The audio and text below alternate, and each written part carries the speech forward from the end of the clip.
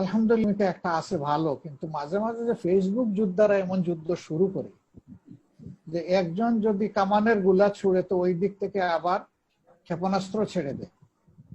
আমরা এই ক্ষেত্রে আমাদের ভাইদের সহযোগিতা চাচ্ছি, দোয়া চাচ্ছি। তা আমরা মানুষকে দূরে ঠেলে দিয়ে লাভটা কি হবে, বরঞ্চ কাছে টানতে পারলেই তো লাভ। আর একটা জিনিস মনে রাখবেন, যে কাউকে আঘাত দিয়ে কুচা মেরে এবং সমপরিমাণ প্রতিশোধ নিয়ে আপনি বন্ধু বানাইতে পারবেন না। আপনাকে বন্ধু বানাইতে হলে তাকে আন্ডারস্ট্যান্ড করতে হলে, আপনার আন্ডারস্ট্যান্ডিং তার মাঝে ঢুকাইতে হলে তার কাছে বন্ধু হিসাবেই যেতে হবে, সম্মান দরদ ভালোবাসা দিয়ে যেতে হবে। আমরা কখনো হাসান আর সাইয়া দুইটাকে এক করতে চাই না। আমরা চাই যে দুইটা যার যার মর্যাদায় থাকুক। বরঞ্চ কেউ যদি আমার সাথে সাইয়া করে, আমি তাকে হাসানার মাধ্যমে জবাব দিব, ইদফা বিল্লাতি হিয়া আহসান।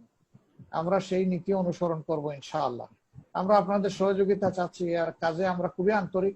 আমাদের উলামা বিভাগ আলহামদুলিল্লাহ অনেকগুলা পরিকল্পনা নিয়েছে, আপনারা দোয়া করেন আল্লাহ যেন এগুলা কবুল করেন এবং এর মাঝে বারাকা নাজিল করেন। আমরা আশা করি যে উম্মার চিন্তার একটা বৃহৎ ঐক্য শুরু হওয়ার পরিবেশ সৃষ্টি হয়েছে এবং এটা হবে ইনশাআল্লাহ। আপনাদের সহযোগিতা দোয়া চাই আমরা।